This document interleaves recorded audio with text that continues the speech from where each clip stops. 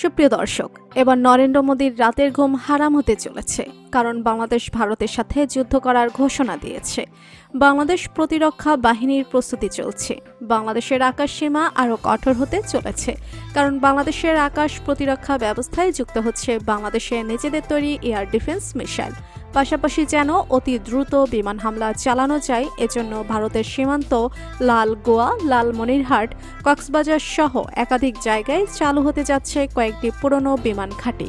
অপরদিকে পাকিস্তানের পরামর্শে বাংলাদেশের বিমান বাহিনীতে যুক্ত হতে যাচ্ছে চীনের অত্যাধুনিক যুদ্ধ বিমান, যা নিয়ে বর্তমানে চিন্তার মুখে রয়েছে ভারত। বাংলাদেশের তৈরি মিসাইল কতটা শক্তিশালী, বাংলাদেশের বিমান ঘাঁটি নিয়ে ভারত কেন এত চিন্তিত, চীনের থেকে ক্রয় করা যুদ্ধ বিমানগুলো কতটা শক্তিশালী, আজকের এই ভিডিওতে আমরা এসব বিষয়ে বিস্তারিত জানব। ভৌগোলিক অবস্থানের কারণে জন্ম থেকে শত্রু বিস্তৃত বাংলাদেশ, তবে এই দেশের দিকে নজর দিতে হাজারবার চিন্তা করতে হবে যে কোনো শত্রু দেশকে, কারণ বাংলাদেশ সেনাবাহিনীর নিজস্ব কারখানায় মিসাইল তৈরি করার কাজ হাতে নিয়েছে বাংলাদেশ। এতে করে দেশের আকাশ সীমায় শত্রুর যে কোনো অনুপ্রবেশকে দিতে হবে চরম মূল্য। বিশ্বের বড় বড় রাজনীতিবিদ বা ব্যবসায়ীরা যেখানে যে কোনো দুর্দিনে পরামর্শের জন্য ডক্টর মোহাম্মদ ইউনূসের কাছে যান, এবার সেই অন্তর্বর্তীকালীন সরকার ডক্টর মোহাম্মদ ইউনূসের নেতৃত্বে কুপকাত হতে যাচ্ছে প্রতিবেশী দেশ ভারত। বাংলাদেশ সামরিক বাহিনীর আধুনিক অস্ত্র ও ডক্টর মোহাম্মদ ইউনূসের প্ল্যানের কাছে সব ব্যর্থ হচ্ছে মোদির পরিকল্পনা। একদিকে নতুনভাবে তৈরি হতে যাচ্ছে লালমনিরহাটের বিমান ঘাঁটি, যা নিয়ে বর্তমানে ভারতের মাথায় হাত। আবার খুব শীঘ্রই কক্সবাজার পরিপূর্ণ বিমান ঘাঁটিতে রূপান্তরিত হবে বলে জানিয়েছেন বিমান বাহিনীর প্রধান হাসান মাহমুদ খান। তিনি বলেন, আন্তর্জাতিক দুর্যোগ মোকাবেলায় অগ্নি নির্বাপন, উদ্ধার অভিযান, ত্রাণ বিতরণ সহ বিভিন্ন ধরনের মানবিক সহায়তামূলক কার্যক্রম পরিচালনায় বাংলাদেশ বিমান বাহিনীর সদস্যগণ অসাধারণ পেশাদারিত্বের পরিচয় দিয়েছেন।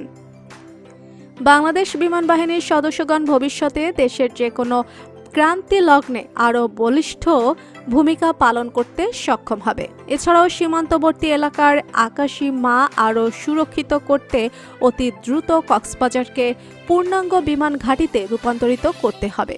জানা গিয়েছে 1971 সালে ব্রিটিশ সরকার বিমান ঘাঁটি তৈরি করে বিশ্বযুদ্ধের সময় মিত্র বাহিনীর বিমানবন্দরটি ব্যবহার করে। 1945 সালে যুদ্ধ শেষ হওয়ার পর এটি অব্যবহৃত ছিল দীর্ঘদিন। দ্বিতীয় বিশ্বযুদ্ধের সময় ব্রিটিশরা লালমনিরহাট বিমানবন্দর তৈরি করে এবং 1947 সালে দেশ বিভক্ত হওয়ার পর এটি পরিত্যক্ত হয়ে পড়ে। এরপর 1958 সালে স্বল্প পরিমাণে বিমান পরিষেবা চালু হলেও তা বেশি দিন স্থায়ী হয়নি সে সময়। এরপর দেশ স্বাধীন হওয়ার পর 1983 সাল থেকে বিমান বাহিনী কর্তৃপক্ষ এখানে কৃষি প্রকল্প গড়ে তোলে। 80 দশকে এটি আবার চালু করা হলেও কয়েকদিন পর বন্ধ হয়ে যায়।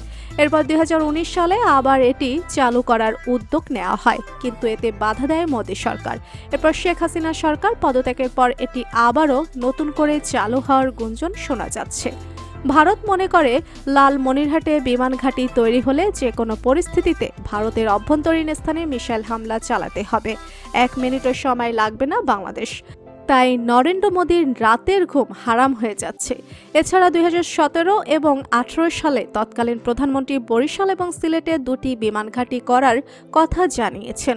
তবে দেশের মানুষের এবং জনপদের স্বার্থে যে সকল পদক্ষেপ নেওয়া হয়েছিল সেগুলো আবার ভারতের কারণে বন্ধ করা দেয়া হয়েছে।